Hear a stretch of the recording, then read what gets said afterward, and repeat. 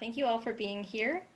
And we thought that, well, we have a list of topics relating to different aspects of auditioning, everything from how to contact a professor or get started in the process through to the end of the process. And maybe it would be best if we just sort of worked through things in a kind of quasi-chronological order. That sounds good. Right. Anyone that has questions along the way, I think we're using the chat feature. Is that right? I think, Christina. So we're happy to kind of tailor this discussion to what's going to be most helpful for all of you. So when there are questions, please feel free to use the chat. I'd like to start also, making a little homage to Black Lives Matter. I think that we're living in such an important historical moment that we all need to do what we can and raise that platform, and because it's so important. So here is my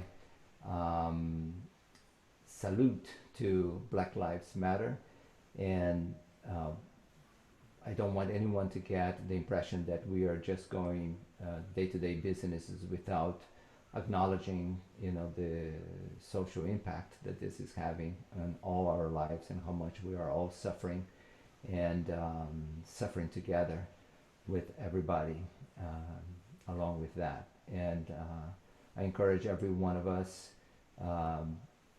whatever you can do, to amplify this platform. I think it's the right thing to do. So that's my point. Okay, now we go back to the points in there.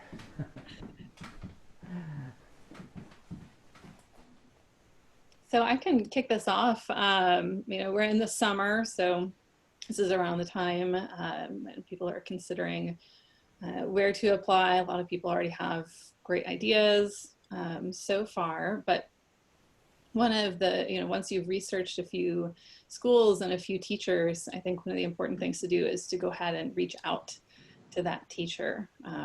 You can ask, there are several questions that you can ask, just looking for some more information, either about the program, about their teaching, or just about their specific audition and application process. My advice in that, when you're contacting teachers, obviously keep it very professional. It's not a bad idea to have somebody else proofread your emails for you, because there are always things that we can miss. And then on top of that, just in my experience as a teacher, and having been in this type of role for several years, it's okay to ask questions.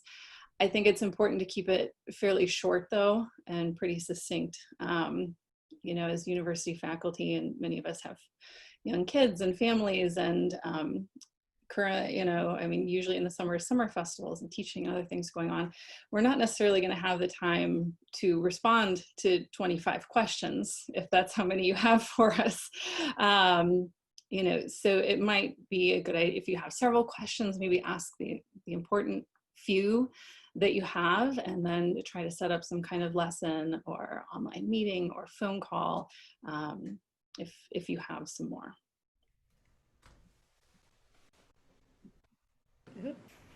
Another thing sort of along the lines of contacting a teacher, a couple of things that I like to make sure people keep in mind are to know the title of the professor that you're going to be reaching out to. I have some very dear students who, it took them a little while and a few reminders to address me as Dr. Occeña rather than Hannah in all of their professional communication with me.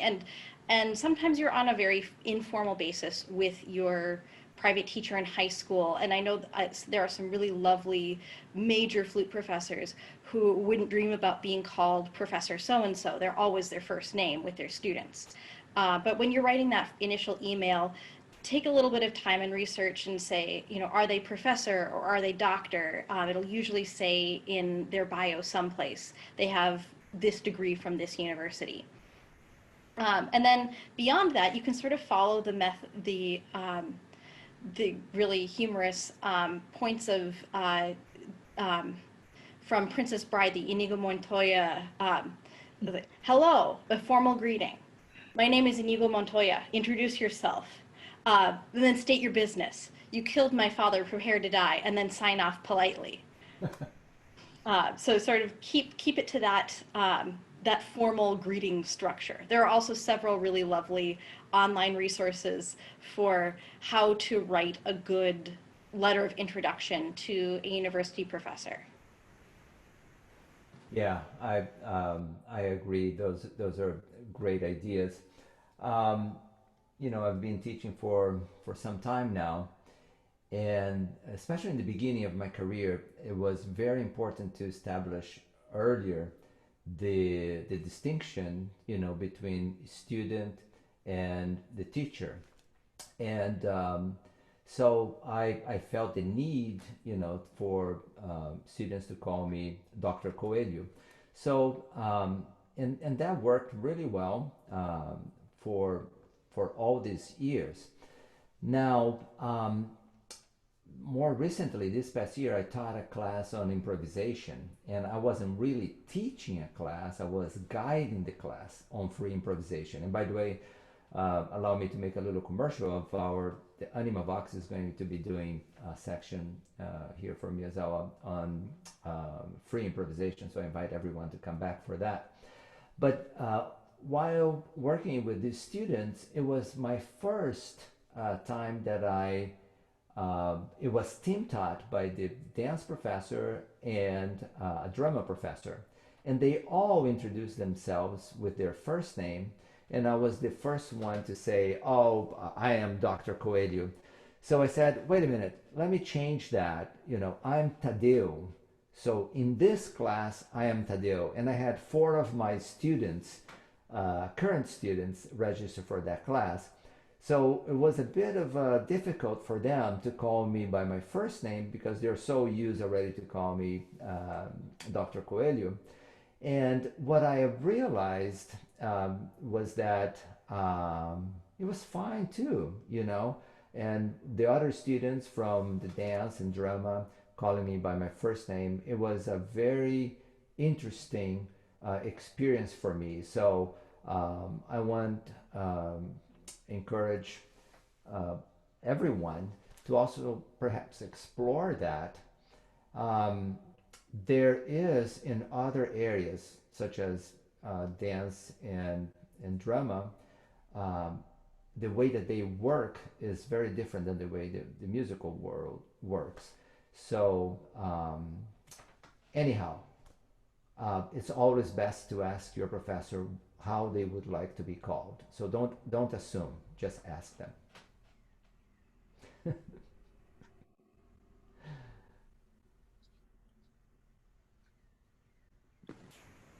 So along the lines of making that initial contact, which I think is a good idea, I've heard a lot of people say, oh, well, it's going to give you a leg up, and that's really going to depend on the teacher. But I think it's never a bad idea to try to establish a little bit of a relationship ahead of time, and at least so that they know that you're interested in applying. Your application might not actually come through until December. So it's nice for them to actually have an idea of this person is interested, and I might be seeing them in the audition season.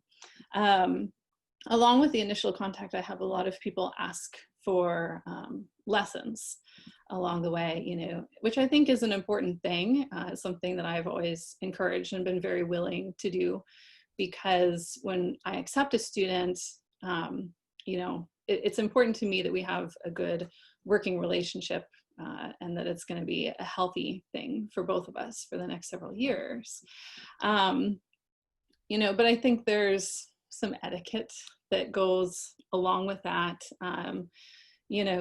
You can certainly ask if it's something that the teacher is willing to do. Maybe establish a time frame. Are you going to go and visit campus in the fall?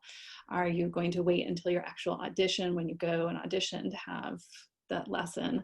It's something you can also do if that teacher is scheduled to be in your area, or perhaps, this year there's no NFA convention, but in other years, if you're both going to be at the NFA convention, it can be something that's done then. I would say when you have that lesson, especially if it's ahead of your audition, be sure you know what you're going to work on, you know, some specific ideas of what you want to play for them. They might have their own idea of things that they want to work on with you, of course, but you need to at least have an idea. And then I think being very professional and very prompt with payment is also very important. You should ask ahead of time. Some teachers don't charge for that lesson. Many teachers do charge, and you know, it's because their time is very valuable and they're giving you something valuable. You know, but you need to make sure that you bring that up and that it's handled professionally.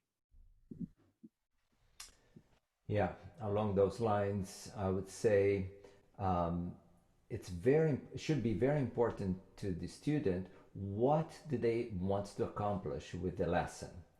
And don't underestimate that in itself will be kind of already of an audition for you. So dress professionally, act as professionally as you possibly can. That's going to be an important introduction, and that introduction is going to be very valuable for the teacher when we'll be assessing your audition. So I highly recommend lessons ahead of your audition, and I would prefer that the lessons would be done at least, you know, 2 or 3 weeks before your audition, so you have time to incorporate something.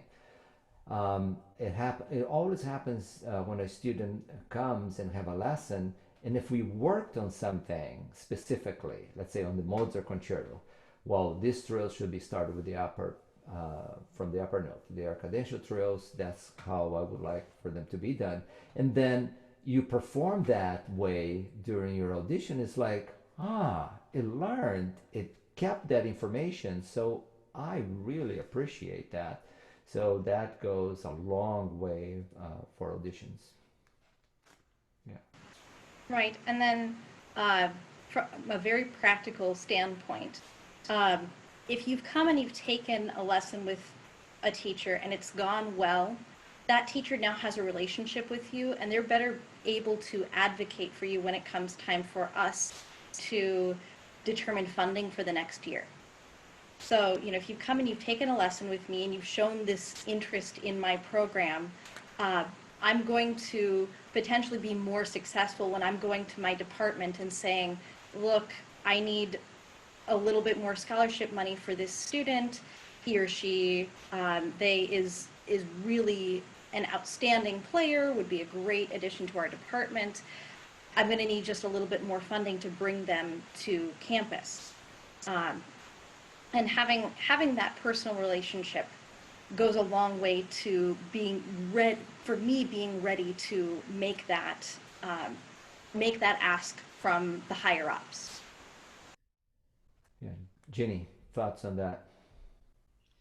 I would agree. If you have more to go off of, you know, I not only heard this person in their 10-minute audition, but I had an hour-long lesson with them, and I can speak a little more confidently about their demeanor.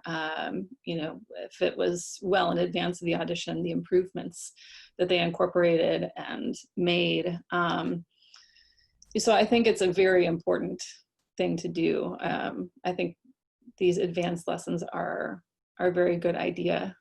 They're not always possible, but it's not, you know, I think it's a very positive thing. And it can just give you some more ammunition when you go into that scholarship meeting, you know.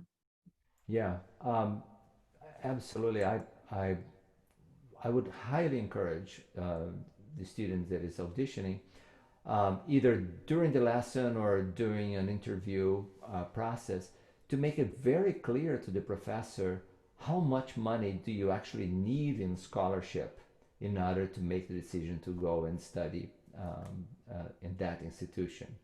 what's been happening in a lot of institutions, I don't know, Jenny, if you have experienced that, or Hannah, sometimes, the student, asks for more money. Obviously, everyone wants to have more money. And then the professor goes and tries to find and forces and somehow it gets a little bit more money, but that happens not to be enough, and that there was a huge effort on the part of the professor to go and to look for more money for that student, but that wasn't enough. So it's best to be clear, to be open, and to say, look, I really, really want to study with you. You're my first choice, and this is how much money I need. If the school can come up with this much money for me, it will make this happen. Otherwise, I will have to see whatever other offers I have out there, and because it's a money thing. So I don't think any professor is going to count anything against you that you don't have enough money. And on the contrary, I think every one of us is going to be very, very happy because you're being very honest how much money you need in order to make a commitment to go to that school. So be as upfront and honest as possible. That's my suggestion for that. Right. And then if you don't happen, you're auditioning at a program and it's maybe not your first choice, it's okay to be honest with the professor and say, look, I'm auditioning here. I really have my heart set on this other school, though. That's information that I want to know as well when you come and audition for me. And I'm not offended. There are some really outstanding programs, and there are some really fabulous teachers all over the country and all over the world. And I personally auditioned at several programs that were not my first choice. We all have that. We all tend to cast this wide net to see where we land and to see who we're going to work with in the future. But to have that information ahead of time, for me to know, okay, this student is coming to audition. They're auditioning at these other schools as well, and they're at a level where they're likely to get into their top choice. So maybe I don't need to worry about trying to allocate my scholarships to get that one student who I know is probably not going to come my direction anyway. But yeah, it's good for us to know where else you're interested in, and that way we can also tailor what we talk about in terms of what our programs have to offer you, to compare and contrast with the other programs that you're going to audition with. Yeah, I wanted to echo what Tadeu was speaking about, and just the importance of being very honest about financial situations. I think we university professors were all very aware of the rising cost of tuition and student loans, and it's a big part of the decision, and I think we can all acknowledge that. And for me, when I commit to working with a student, I want to do everything I can to give them the best possible situation while they are here. Meaning I want to give them the best possible financial package that I can. So that when you do have that student who says, oh, well, I need another, $3,000. And so I go to my chair and I go to my dean and I'm kicking and screaming and say, this person needs another $3,000. Can we get it? And here's, X, Y, and Z, why I think they are deserving and, why they need it. And they'll be absolute assets for our program. And then that student ends up, if I get that money and that student ends up then not coming, that means that was money that was taken away from someone who is going to be coming here, meaning that student then doesn't have their best possible situation. And for me, just personally, I can't obviously speak for anyone. Honesty goes a long way. It goes a long, long way, especially when I'm working with an undergrad. That's a 4 to 5 year relationship where you're working very closely with that person. I mean, honestly, it's more of a lifelong relationship, as Dr. Coelho and I can demonstrate. But honesty is incredibly important. And we don't want to put students in uncomfortable situations, you know, and so I ask, you know, that my incoming students also don't put me or the other students in the studio in uncomfortable situations. So just be upfront and be honest.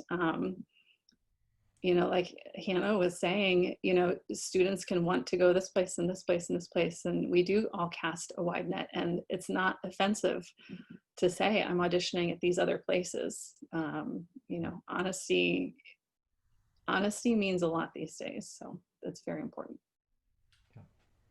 What's the next question? I think that we're on to selecting repertoire for auditions. Great. Well, usually the schools that you would be auditioning, they have already an audition repertoire requirement. Um, you know, some schools have very specific requirements and some others don't. It's always a great sign when we receive an email from a student saying, hello, Dr. Coelho, my name is so and such, and I'm planning to audition for you, and this is the repertoire that I have chosen. Is this okay? Even though it's very specific on my webpage, and I also say there, substitutions are allowed, so but just ask, just clear with the professor. So yeah, just getting communication. I think the best thing is communicating, and you know, I don't think that there is a repertoire that we would say, oh no, don't do this repertoire. Unless your repertoire is all transcriptions and not any original flute work, you know, I think that most of the repertoire could actually work. What I think it's important for the student to know that within 2 minutes of listening to a flute player, usually the professor is already has decided I want this student or I don't want this student.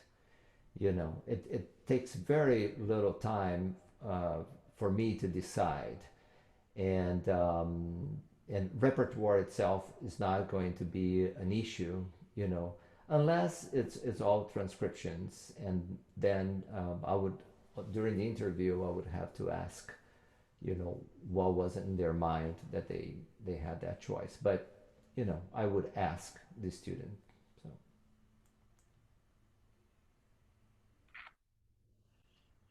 Yeah, I think, you know, obviously do your research on what's required for specific schools, and some are very specific and detailed and some are a little more open-ended.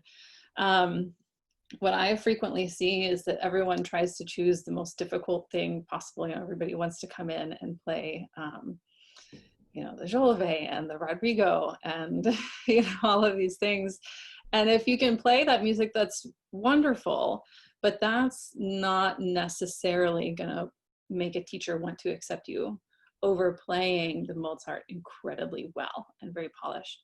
And so in choosing repertoire, I think it's just very important to know your strengths. You should need to know what you can do well. You need to play things that you're comfortable with. Because if you're uncomfortable playing a piece, you're probably not going to show your best side in your audition. And so select wisely. You don't necessarily need to overreach, play things that you can play really well. And that's going to go much further than just playing the hardest things out there. I definitely concur with the playing to your strengths idea. I want to know as a professor what you feel like you're really good at, because I'll be able to see what things are still a struggle. That's my job, but I want to see what gives you passion in your flute playing, what you're passionate about, what pieces of music really speak to you, because that's going to tell me a lot about who you are as a student and who you are as a musician. And as you know, as we journey toward your professional music career or your career in however it relates to music, knowing what sparked that passion in the first place from your audition will be really helpful to me as I guide you through the process. Um, in addition, in those moments where you're allowed to be flexible in a really rigid program, usually we're required to do some Mozart concerto in just about every audition. Um, but if you have, if you can still hear every professor you've ever had on your shoulder telling you what to do with the Mozart G major concerto, it might be time to maybe play the Mozart D major concerto as your audition piece. Everything that you ever learned from the G major concerto will carry over to the D major concerto, but it might just be that little bit of freshness that allows you to give your best performance of Mozart. And vice versa. If you worked on D major a lot for whatever reason, it's time to try the G major perhaps. With the sonatas, you don't necessarily have to play the Prokofiev sonata to get into a school. There are a lot of really fabulous 20th and 21st century sonatas, and sort of along the lines of the diversity that we spoke to at the beginning, and increasing that in our playing. If you know of a really fantastic sonata that you've been working on by a composer of some sort of minority, or a woman composer, or something like that, and you can play the snot out of that piece, that would be a really awesome thing to bring to an audition and say, I don't just play music by deceased German composers. I play a wider variety of music. That and any sort of unaccompanied work. There are some really cool unaccompanied pieces that have come out in the last few decades, especially by women and minority composers. And that can be a really great opportunity to dig into our more diversified repertoire. And then kind of thinking about the timeline for when you learn different pieces and how to keep them fresh.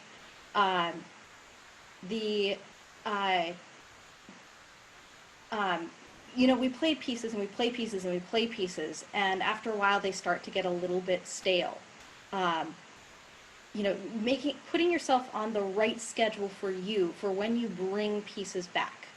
When I'm thinking about a big audition, I like to have if I have all the time in the world to prepare, I like to have a recital of basically my audition music about 6 months ahead of the actual audition, if I have that luxury. But I want to make sure that I get it off to performance, and then I have some time to take time away from all of that music and go back and reflect on it. And then come back to it a month to 2 months ahead of the audition and really be nitpicky with the things that didn't go well in the performance before. So if you're an undergraduate student, the perfect opportunity for that is doing a spring, a late spring junior recital with the program that you want for your college auditions, and then putting that repertoire to bed for a little while, and then bringing it back late in the fall semester to get ready for the early spring graduate school auditions, or undergraduate auditions if you're thinking seniors in high school. So I think we had a couple of questions. I saw, Natalie Smith is asking about repertoire that would be good for a lesson. For me, when I have a student come in for a lesson, I think if you can have 1 or 2 pieces, it would be good. I typically ask some questions first in the lesson. I think it would be good to have a piece that showed some of your strengths, because you want to put your best foot forward. But I think it's also important that a student be able to say, this is something that I'm working on in my playing, and I was wondering if you could help me with that. I think that's a healthy way to approach it. You don't necessarily want to go into a lesson saying, I'm really bad at articulation, so I brought this hoping you can fix my articulation for me. That's not necessarily a great way to frame it, but just say, articulation is something I've been really working on recently. I'm wondering if you can listen to a little bit of this. Can I play this part for you? And maybe you can have some suggestions to help me. But at the same time, you don't necessarily only want to bring in things that you are struggling with. So I think some kind of mix, if that is encompassed in one piece, or if you have a couple of pieces or excerpts that you bring in. But I think it's important to know, again, what you would like to work on within reason, and having some flexibility, because of course the teacher is going to have their own ideas of what you could be working on in that lesson. But it's not bad for you to also have a bit of a plan to show that you've thought ahead, and that you can identify, as Hannah was saying, your strengths as well as some of your weaknesses. Hannah, thoughts?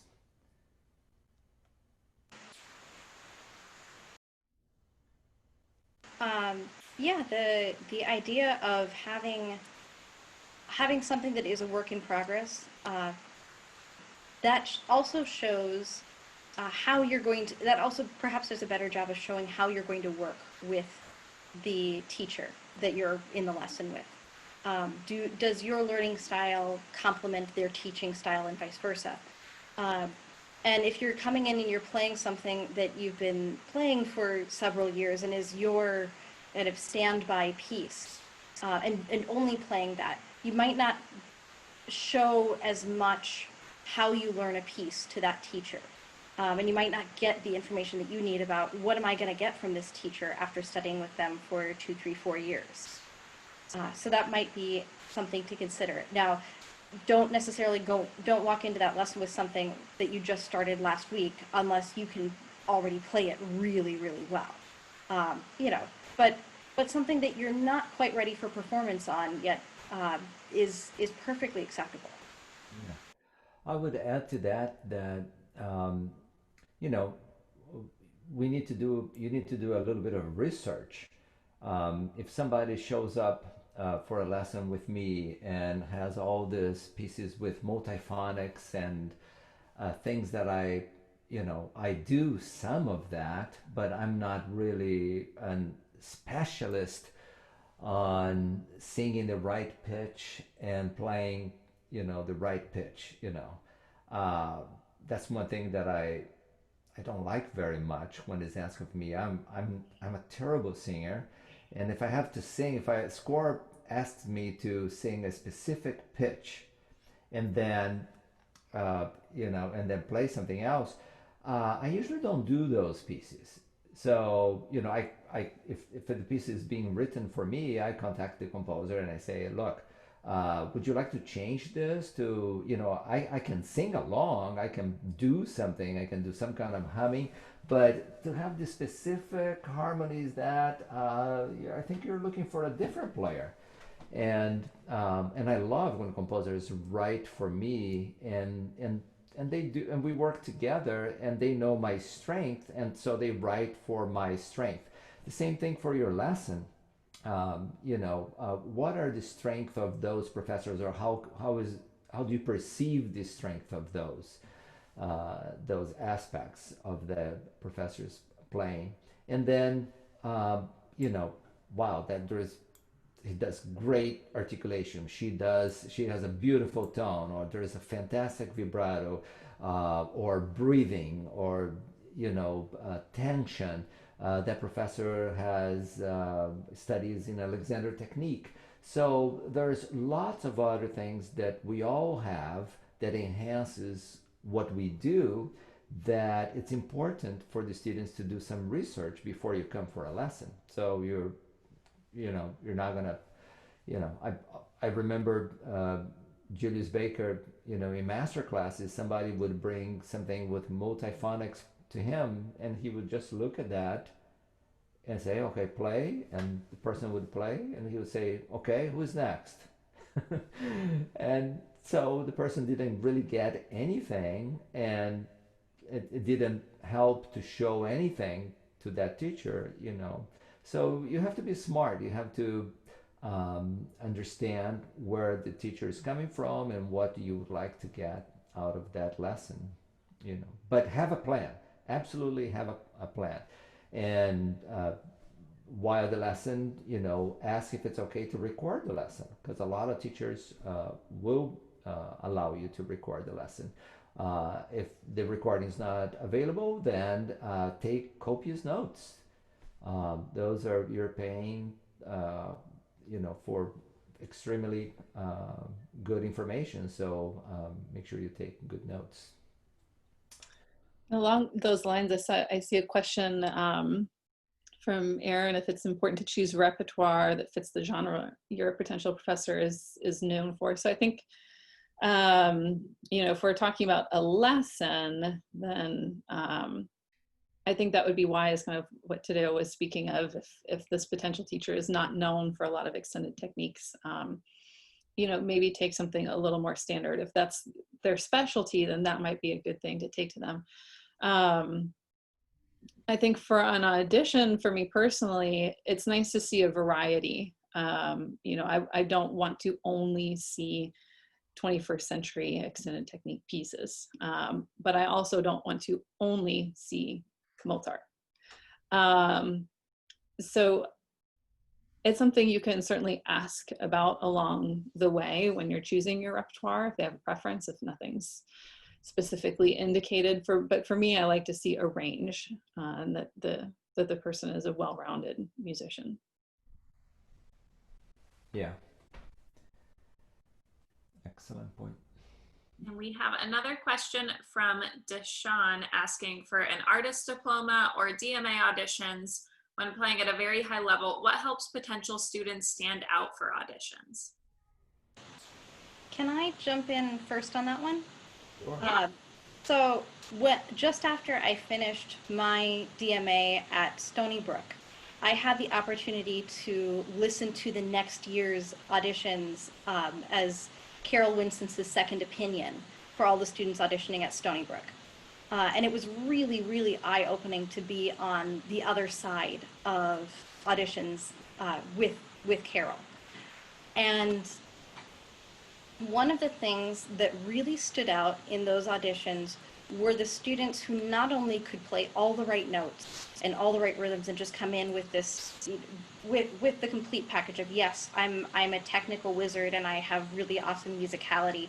It was really great to see the students who knew what their artistic voices were, who had a pretty good idea of what they wanted to specialize in, essentially, what they wanted to be really good at, and they could walk in and play it and then talk about it in the interview portion of those auditions.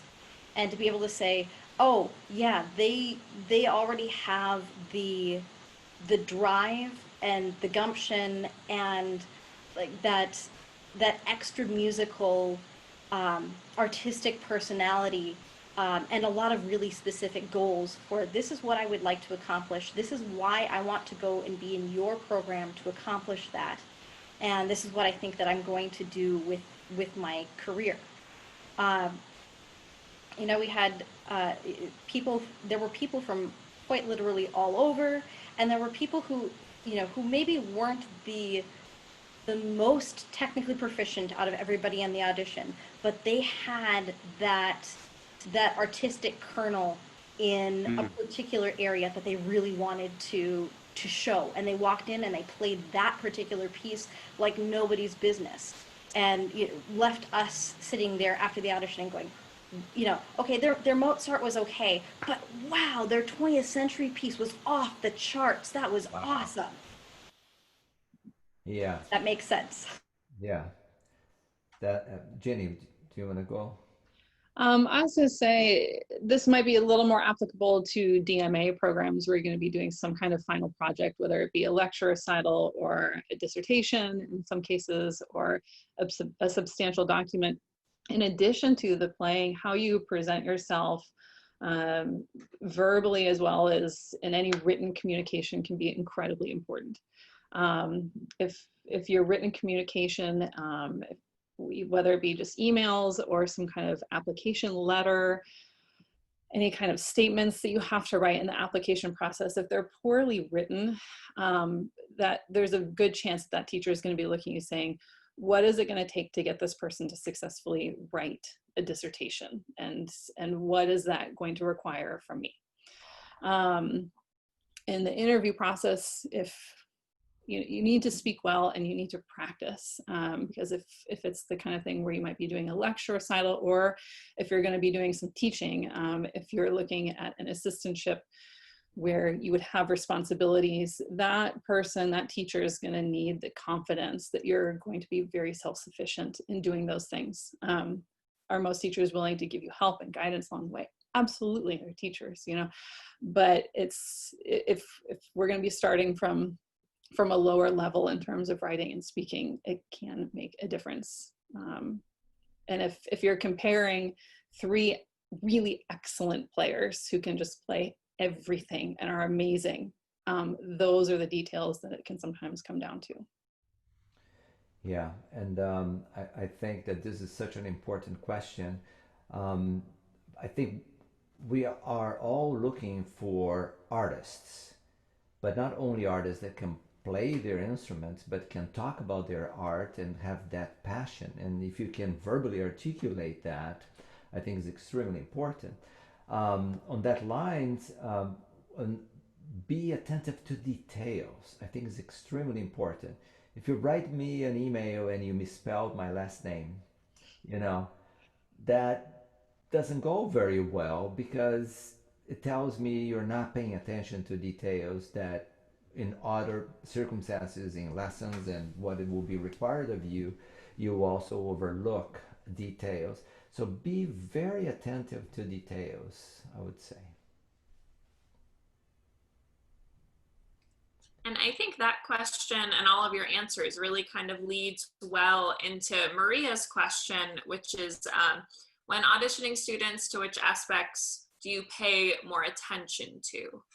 So you've already covered a lot of that, but if there's any other thoughts for maybe auditions across the board, including undergraduate auditions, that you'd like to add to that?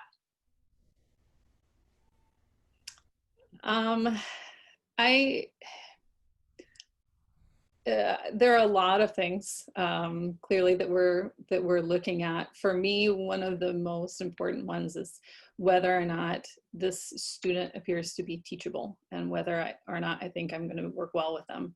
Because again, it's, especially with an undergrad, it is a 4 or 5 year commitment that you're making to that student. To be honest, if I have a student who comes in and plays very, very well, but maybe seems like they have a little bit of an attitude, or they, don't necessarily think they need to learn anything, improve anything, I'm going to think twice, at least, about accepting that student, because that's not going to be a positive working relationship for themselves or for me over the next several years. I would rather take a student who has maybe some things that need to be worked on in their playing, but are very smart, are willing to work, can show humility. I think it's important to be confident in your auditions while also being humble. So I'm looking for someone that I think I can work well with over the next several years. And that has to do with attitude, confidence, playing, any communication that we've had prior to the audition or after the audition. You're taking on a whole person when you accept a student. It's obviously, we want the best musicians, but there's more to it than that. I also am looking for people who are going to work well with my other studio members. And I frequently try to set up meetings, or invite them to studio class, or have them just meet with some of my students to see what that dynamic might look like next year. Yeah, that's great. I would,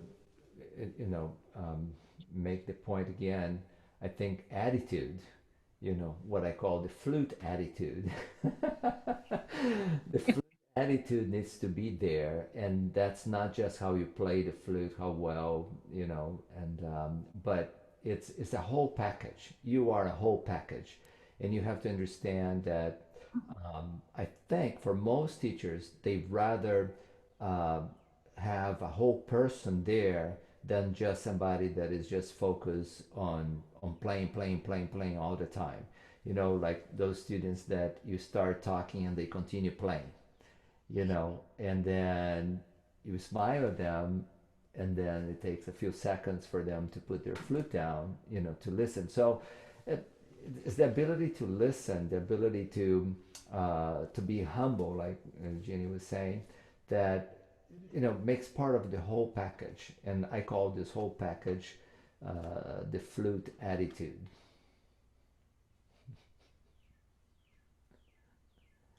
Hannah, any thoughts on that?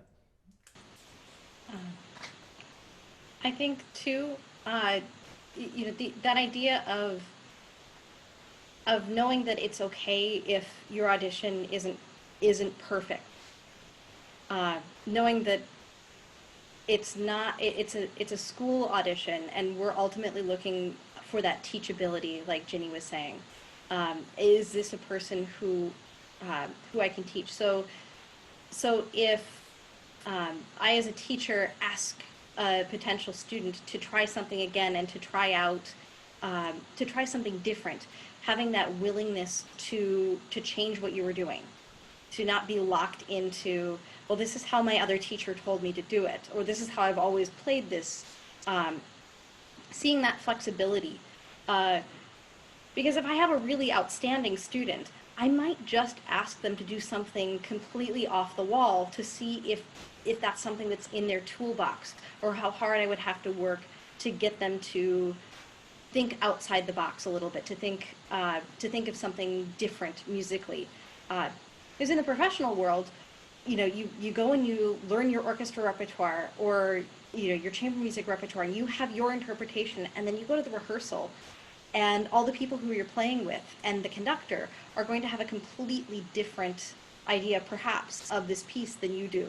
And your ability to change, and to change your way of thinking, and to change your way of playing on a dime, is going to make the difference between how successful you are in that role, and how, whether or not you get called back for that role, essentially. So knowing that I've got a student who can do that in an audition is going to show me that I've got a student who can be taught to do that as part of their career. Yeah, I just had another thought. I love that, Hannah, what you said, that on the same lines, sometimes it's important to understand that the world of music is changing, and quite a bit, and very, very fast. So there may be other strength than just playing the flute that you can bring with you as a package. Maybe you are pursuing a performance degree, but your goal will be perhaps more on the technology aspect of that. And you keep thinking, oh, I will never get in because I'm not doing the repertoire that is being required, or the orchestra excerpts. That's where I think the communication with the teacher is great. Because if you're really, really good, let's say in electroacoustic music, and that's your forte, I think it's important that you talk to the professor and see, look, this is what I'm trying to do, but I haven't seen, on your resume that you do that. And then, to which case I would say, well, I have a couple of the CDs that I use electroacoustic music on my CDs. Oh, I wasn't aware. Oh, yeah. So you need to do research on the teacher, but don't be afraid of bringing in something, because it's such a great commitment that you and the teacher are making on that relationship, that the best that you can really tell and get you to know the teacher and the teacher to know you is going to be very, very helpful on how that teacher can guide you and perhaps learn with you, as you go through this journey of getting your college or master's or doctor or postmaster's degree. So, yeah, that flexibility, I think, is very important too. I also wanted to just really quickly echo what Hannah was saying about trying something new. When you're asked to do that on the spot in the audition, it's great if you're successful in accomplishing the new thing that was asked of you. You might not be successful right away. It might be something you need to work on for a while. I think it's very important to respond in a way where you make it clear, like, I will try this and I'll work on it, instead of responding defensively as, that's not how I've been taught, or no, I can't do that. And I think that goes for the lesson as well. If you're able to arrange a lesson ahead of time or even afterwards. You know, when my students work with other teachers, I've always told, whether it's a master class or another lesson or a summer festival, you know, I've always said, even if that teacher asks you to play with one hand tied behind your back, standing on your head, you smile and you say, I'll try my best. You know, it could be something completely the opposite of everything I have taught you. You shouldn't respond with, that's not how it should be done, or that's not how it, hey. You know, you need to just say, I will try. And if you don't accomplish it in the moment, you can say something, I like that idea, I might need some time to work on it. And that at least shows the teacher that you're, again, willing to be taught and you're not going to put up a wall. Yeah. Just want to say hi to Claudia. Hi, Claudia. Hey. So other questions? Yeah, we should probably jump into a couple of these other. We have from Natalie, would memorization be a huge help to a grad audition? If you can pull it off really well and you're really good at memorizing, go for it. It's going to be impressive. But if it's going to take away from your musicality, use the music, please. I want to hear you play the right notes. And if you're going to miss a bunch of notes because you're trying really hard to be memorized, you know, play with the music, please. Yeah, I used to require memorization for all the auditions, and that seems to be very, very stressful for a lot of students. So what I put now on the requirements is that memorization is encouraged, and but you know that shouldn't be a deterrent for somebody to get in touch with me and say, Dr. Coelho, you know, um, I'm not good at memorization. Is this going to affect my audition? Absolutely not. You will be required when you get to study with me to perform in memory master classes, but only in the master classes you're going to perform. And if you can show your progress from, let's say you're performing 5 minutes of music by memory, and then the next master class you do 6 minutes, and then the next one you do 7 minutes, so you're going in the right direction. You don't have to play whole concertos by memory and sonatas and so forth. Although I have students that can do that, and I encourage them to do that because they can. And when you memorize, you learn at such a different level, you know, of what you are normally working with the music. That is not to say that there are great performers that don't play by memory. They were not trained in that way. But there's a part of the brain that needs to be developed that is essential that you start practicing your memorization. So I think it's a great question. And my short answer is that no, you don't need to memorize for your audition. It's great if you can, but you shouldn't be intimidated by it. You know, you can say, you know, you will try your best during the master classes to memorize. So. Yeah, I think some of that kind of circles back to what we were talking about with repertoire and just playing to your strengths. So like Hannah was saying, if you can do it really well, go for it. But if it's going to take away even a little bit, you know, and you need to make sure that you can play it really well by memory in uncomfortable and stressful situations ahead of time. Yeah. Which leads really nicely into the overcome emotions and anxiety while auditioning. Mm-hmm. And I think the best thing that you can do for that is practice giving mock auditions. Practice playing that repertoire in lots of uncomfortable situations and as many times as you can if that's something that you really struggle with. And also practice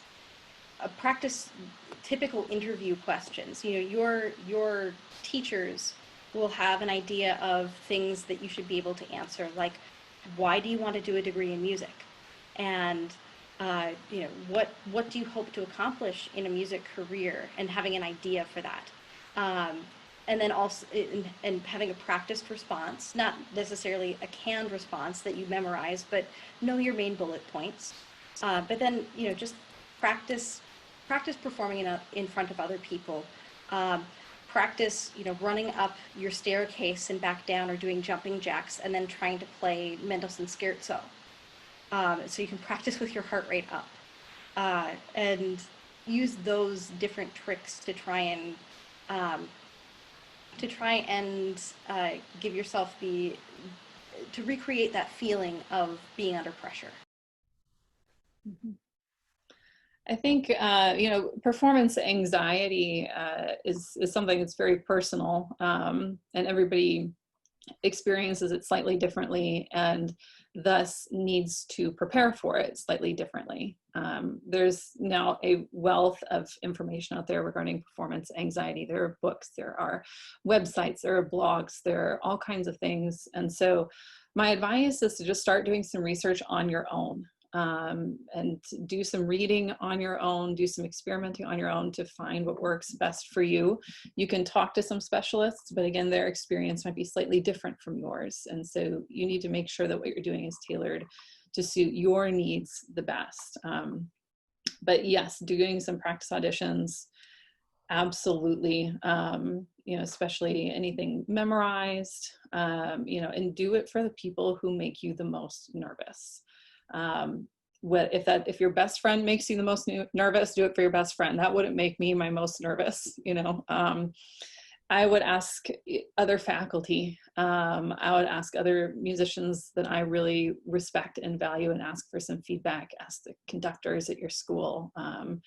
Ask other private teachers. It's other students. It can really vary, but try to utilize all of the resources you have. Yeah, absolutely. There's such a wealth of articles and books and anxiety coaches that can work through the internet. And one of my great friends, Helen Spielman, works with a lot of people, and I highly recommend her. It's imperative that we practice what our art is supposed to be doing. And by that I mean that we are stage artists. So we are supposedly performing for people. But when we practice, 4 or 5 hours just alone, and then we have our lesson is alone, and then we only are required to play a junior recital or a senior recital, that doesn't add up. But that's the tradition that we have here in this country, which I highly would encourage for us to change that.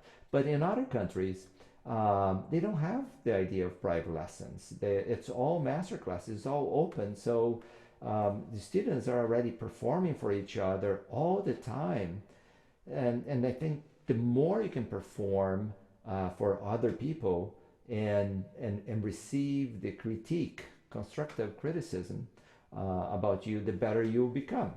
So that's why I think it's so important to perform. Perform.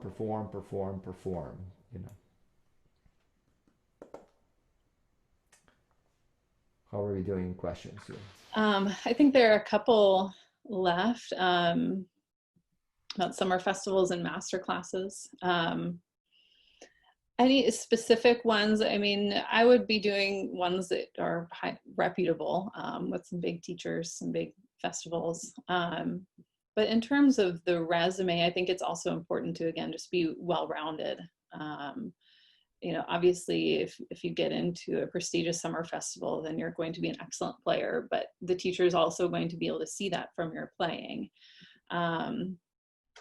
So I think just a variety. I think summer master classes and festivals can be a great way to look for your next potential teacher.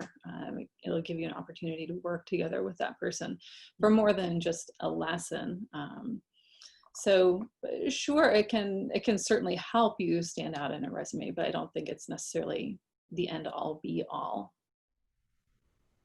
Yeah, along those lines, I think that it's so important to apply for all the summer's master classes and to enter competitions and to enter. So the more you do it, the better you'll become. Hopefully, the better you'll become, because you will practice, you will have a goal. So I tell my students, competitions are great for focusing.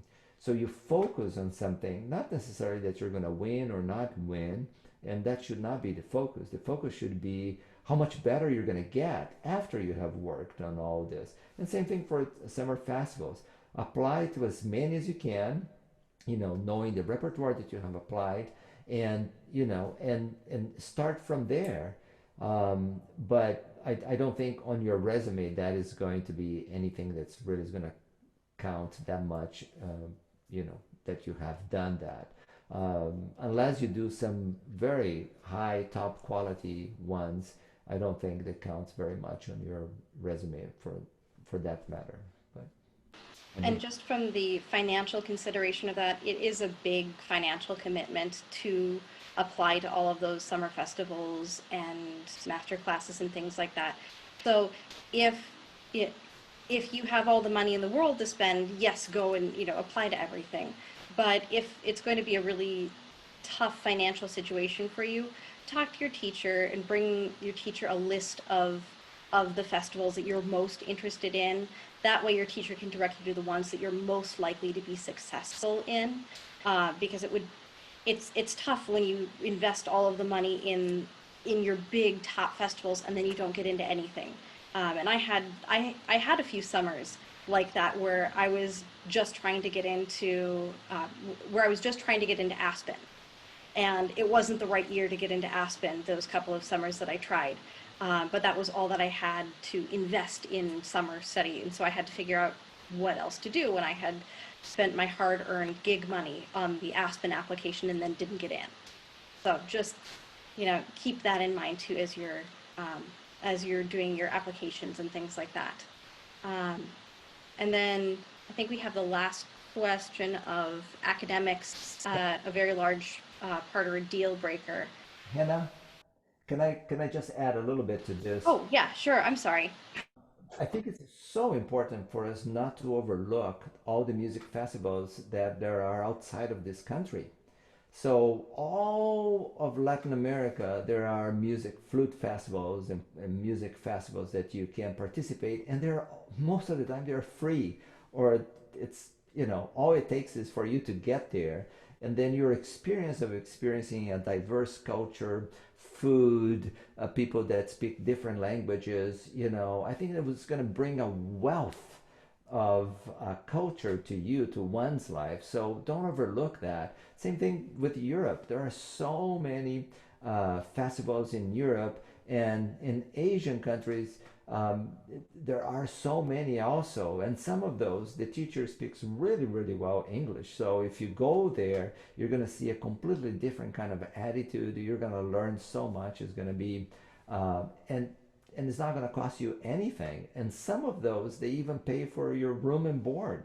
So it takes a little bit of research, but you know, it's important that you look for that. Don't just look for things here in the U.S., but look for in Canada, in Mexico, Brazil, all of Latin America they have, and the flute playing level in Latin America, it's so high. It's incredibly high. So I would highly recommend for you not to overlook these other countries. So to speak just, I guess, very quickly, I know we're out of time, I think, but about academics, and just from my perspective, all A's isn't going to make, you know, a huge difference over like a 3.9 GPA or a 3.8 GPA. You know, obviously if you get straight A's, that means you're very smart and you work very hard. But if there's a few B's thrown in there, like, I'm still going to think that you're very smart and you can work very hard. You know, in terms of GPAs, if there's a trend that's a little bit lower, you might start to question, well, why did that happen? You know, and of course there are many reasons, but you don't want to necessarily give the professor reason to ask that question. You know, is it work ethic? Is it other considerations? But I would say where academics most likely play a larger role is going to be in scholarships. Here for undergrads, we can pair music scholarship and academic scholarship, and the academic scholarships are usually larger, but it's a very strong academic school. I think the top academic scholarship, you have to have maybe a 29 ACT and a 3.8 GPA, or something like that. You know, so it can come into play with scholarships. But in general, if if you have a good GPA, you know, that's an indicator that you have a strong work ethic. You may also run into grades being more important if you're applying for a doctorate, because I know a lot of very fine players who are still trying to get into doctoral programs because they had grades in their bachelor's and master's degrees that were problematic. But if you kind of keep in the, if you keep in the good grade range, if you keep your 3.5 and above GPA in your degree programs, you know, that's really what's important, and that's where the grades come into play in those higher levels of degree admission.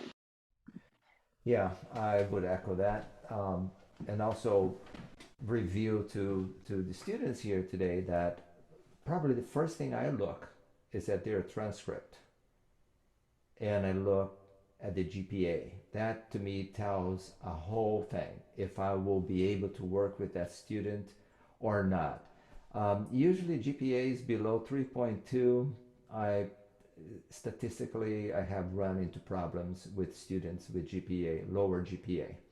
So I'm happy to tell you that most of my students have 4.0 GPA. I mean, but they work so hard, and when they come to School of the Arts, I work with them in order to raise their GPAs.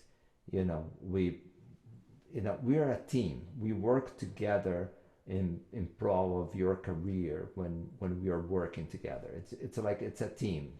So it's extremely important. Your grades are extremely important. You're going to need letters of reference from academic teachers, and if your work ethic is like top notch, you know, academic teachers write wonderful letters of recommendation.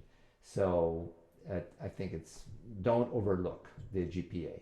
GPA is important. That doesn't mean that if you have a lower GPA, you cannot bring it up, you know, and that should be addressed during your interview process. You say, Dr. Coelho, I know my GPA does not meet your expectations. I want to talk about that. And then tell me about what happened. And don't let me go and look, oh, in Spanish, you got an F in Spanish. What happened? ¿Qué pasó? You know? So it's very important, you know. So don't overlook that. But in case you have a lower GPA, talk to the teacher and say, I want to address my transcript, and I'd like to go over that with you. That to me, it means so much, you know. It goes such a long way. So yeah. Are we out of time? I think that Christina put one more little wrap-up thought in the comments about post-audition follow-up. Yeah. Thoughts on that? I think it's always nice to hear from a student. You know, when I have students come to audition, of course, I would like for them to have a positive experience. And, you know, I think it's good to just send a thank you. It was wonderful to meet you. I think it can't hurt. Again, make sure that your email and your writing is professional, because that is another impression that you're giving that teacher. It's not necessarily the time to ask about scholarship money. You know, just leave it as a thank you for hearing me. It was wonderful to meet you. I had a nice experience on your campus, and, you know, hopefully we'll chat soon. It can be something just very brief, but it's, I think, a positive idea. I'm not necessarily going to think ill of a student who doesn't send something like that, but it can't hurt. Yeah. Go ahead. I had the first time that I did auditions as an undergrad, my dad he's a college choir director. He had a package of thank you note cards in his briefcase that he was taking along on our big audition tour. And after I walked out of my audition or my lesson with said professor, he handed me a thank you note card, and I wrote the thank you note card while sitting in the lobby at the school so that I could put it in the mailbox in the main office for that particular teacher, or put it in the post office on our way out of town. And it's always a really nice thing to get a handwritten thank you card, especially in this day of emails. So that might be another nice thing to do. Just, again, just a couple of sentences. Thank you for your time. Thank you for listening to me. And I really enjoyed this particular thing. If you had the opportunity to have a lesson, like I understood this for the first time ever, or something meaningful like that.